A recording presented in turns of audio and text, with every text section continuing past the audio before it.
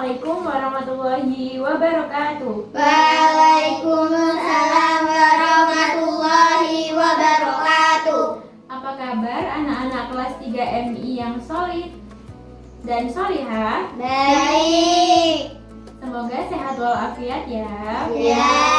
Sebelum memulai pelajaran, anak-anak duduk dengan baik dan awali berdoa kepada Allah agar bisa mengikuti pelajaran dengan baik dan mendapatkan ilmu yang bermanfaat. Berdoa dimulai. Bismillahirrahmanirrahim. Raditu billahi rabba wa bil islami dina wa bi Muhammadin nabiyya wa rasula. Rabbi zidni ilma warzuqni fahma. Amin ya rabbal alamin. Sebelum belajar, Ibu absen terlebih dahulu ya. Ya, Afifah Nadara Fanda hadir. hadir. Asyiatul Amalah hadir. Hadir. Aina Talita Zahran hadir. Hadir. Baik, sebelum belajar silakan persiapkan buku, pena, dan kerapihan baju serta mejanya.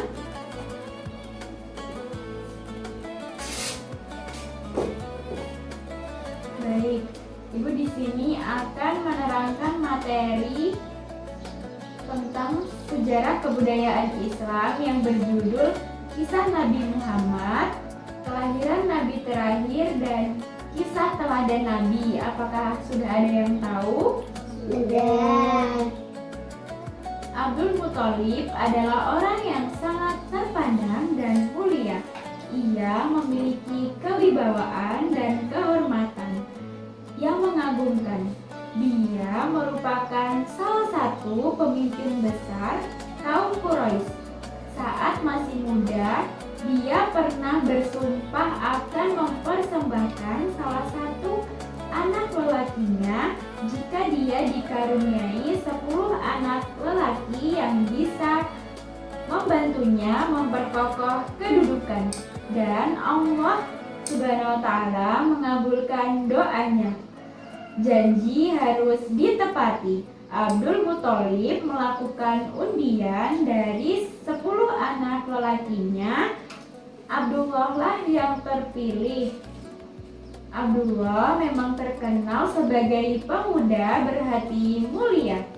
Atas izin Allah, Abdullah pun ditebus dengan 100 ekor unta. Waktu terus berlalu. Pemuda mulia itu kini telah menikah dengan seorang wanita yang solehah. Dia adalah Aminah binti Wahab. Pernikahan keduanya pun berlangsung dengan meriah. Beberapa bulan setelah menikah, Abdullah harus pergi ke Syam untuk berdagang. Namun kebahagiaan itu tidak berlangsung lama. Dalam perjalanan pulang, Abdullah sakit hingga akhirnya meninggal dunia. Jenazahnya dimakamkan di Madinah. Sementara itu hati Aminah terasa hancur. Namun dia berusaha untuk tetap tegar karena pada saat itu dia sedang mengandung. Waktu itu Mekah merupakan kota yang menjadi pusat semua umat manusia. Banyak orang berdatangan untuk mengunjungi Ka'bah, meskipun bangsa Arab menyembah berhala. Namun mereka tetap memuliakan Ka'bah. Dari generasi ke generasi, 4 pemimpin besar Quraisy mendapatkan tugas untuk menjaga Ka'bah. Salah satunya adalah Abdul Muthalib. Kebesaran Ka'bah membuat Raja Abrahah merasa kesal. Dia adalah raja besar dari Yaman.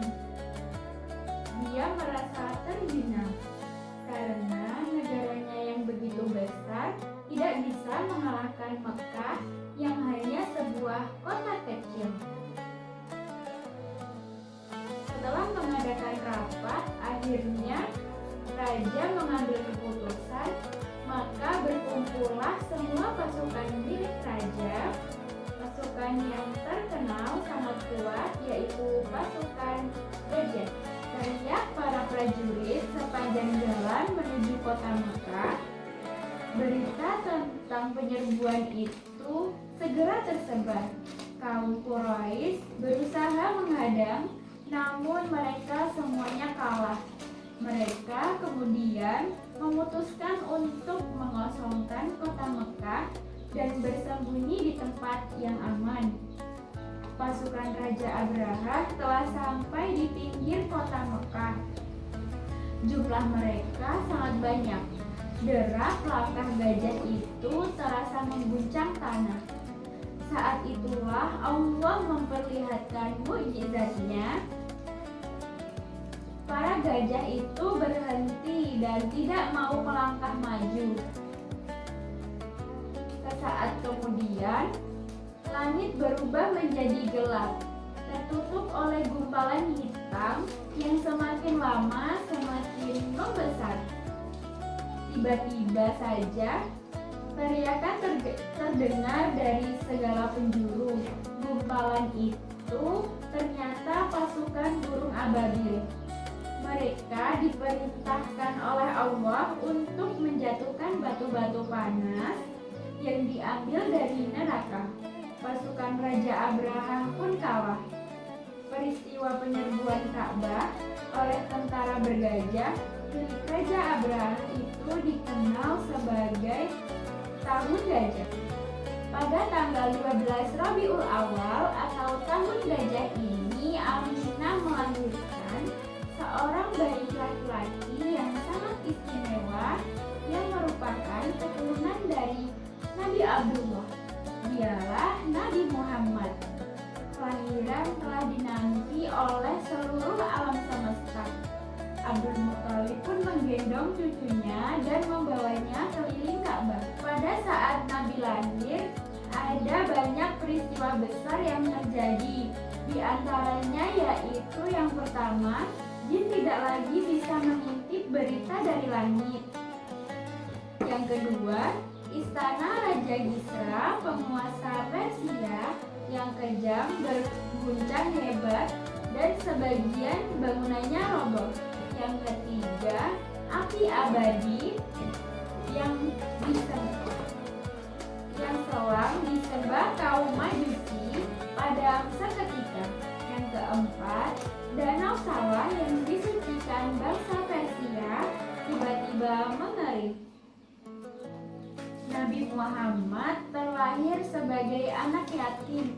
Beliau tidak memiliki ayah, meskipun memiliki seorang kakek yang terhormat dan memiliki kedudukan, namun keluarga Nabi Muhammad tergolong keluarga miskin. Karena itulah, ketika tiba saatnya mencari ibu susu, tidak ada seorang pun yang mau menerima Nabi Muhammad. Saat itu datanglah Halimah Asyadiyah dari Habasyah. Dia berharap bisa menemukan bayi dari keluarga kaya yang bisa memberinya upah besar. Namun Allah berkehendak lain. Halimah langsung jatuh hati begitu bertemu dengan Muhammad kecil dan berjanji akan menjaganya.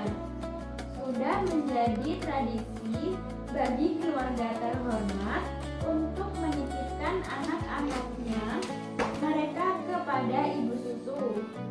Selama 1-2 tahun, mereka akan tinggal di pedesaan untuk belajar bahasa Arab asli dan menghirup udara segar.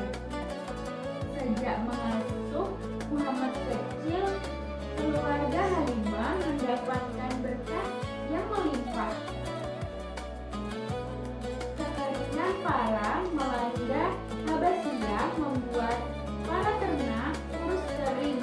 Namun kambing milik Halimah bisa menghasilkan susu dengan baik.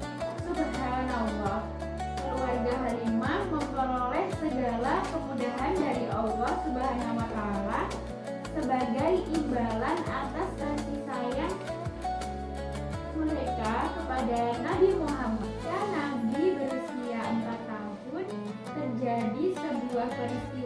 besar yang disaksikan oleh para saudara pengembala kambingnya. Tiba-tiba ada dua orang laki-laki yang membelah dada Nabi, mengeluarkan hatinya dan mencucinya menggunakan air Zam-Zam. Itu adalah peristiwa pembelahan dada Nabi Muhammad oleh para malaikat utusan Allah. Tidak terasa waktu telah berlalu. Tiba saatnya bagi para nabi untuk pulang dan tinggal bersama ibunya.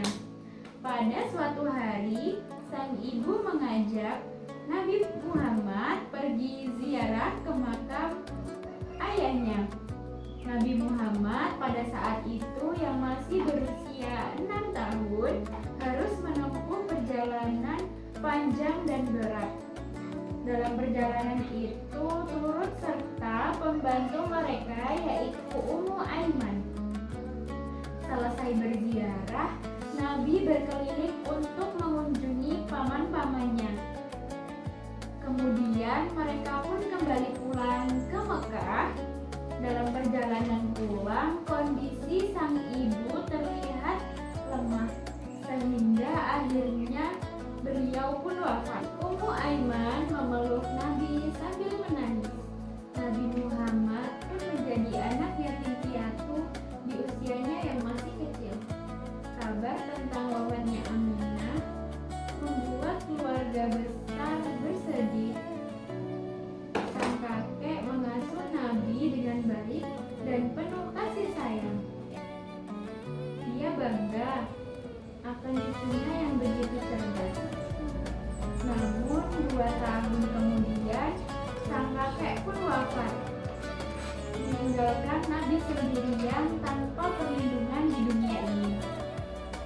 Setelah kematian kakeknya, Nabi tinggal bersama keluarga pamannya, yaitu Abu Thalib.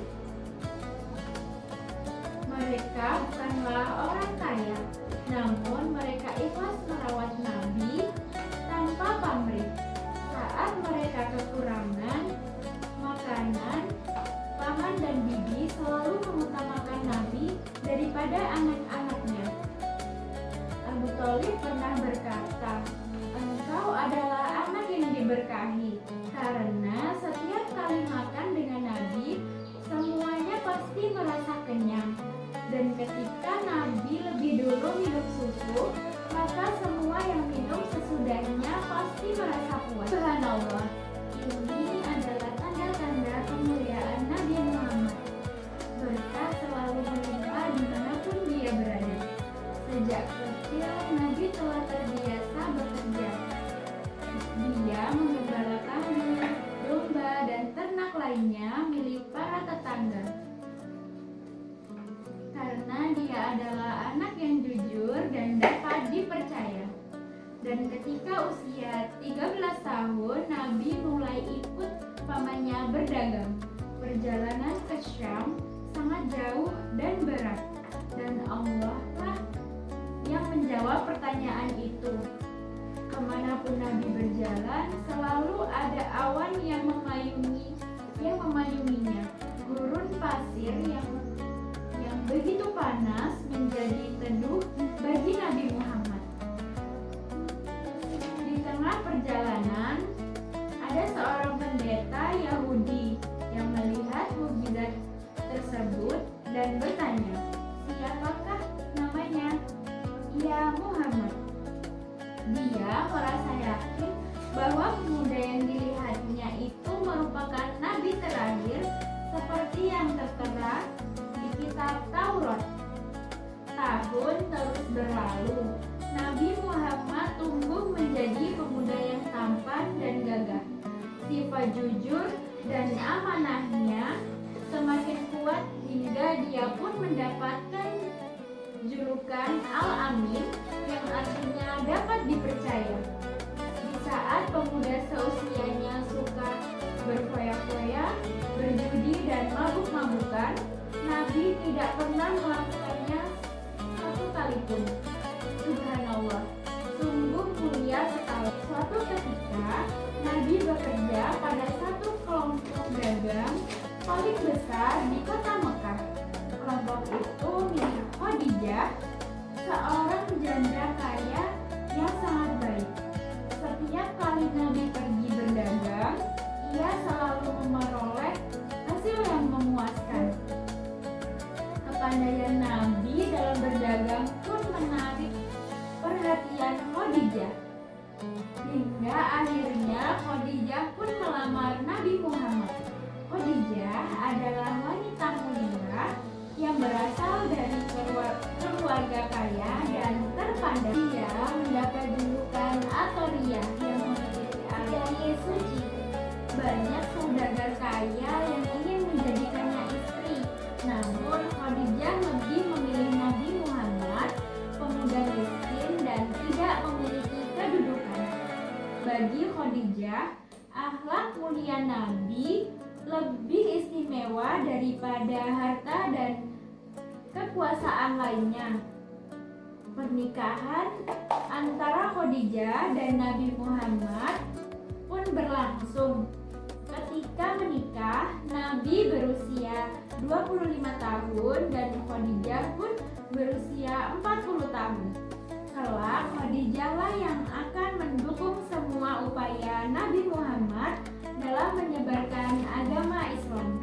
Dia adalah istri yang istimewa dan rela menggunakan seluruh hartanya untuk menegakkan agama Allah. Nah, anak-anak, itulah tadi pembahasan materi kita pada materi kali ini, yaitu kisah Nabi Muhammad SAW, kisah Nabi terakhir, kisah teladan Nabi. Semoga anak-anak paham dan mengerti ya. Ya. Semoga bermanfaat. Cukup sekian dan terima kasih. Kurang dan lebihnya Ibu mohon maaf. Kita tutup pembelajaran pada kesempatan kali ini dengan mengucap hamdalah bersama-sama. Alhamdulillahirabbil alamin. Sekian, wabillahi taufiq wal hidayah. Wassalamualaikum warahmatullahi wabarakatuh. Waalaikumsalam warahmatullahi wabarakatuh.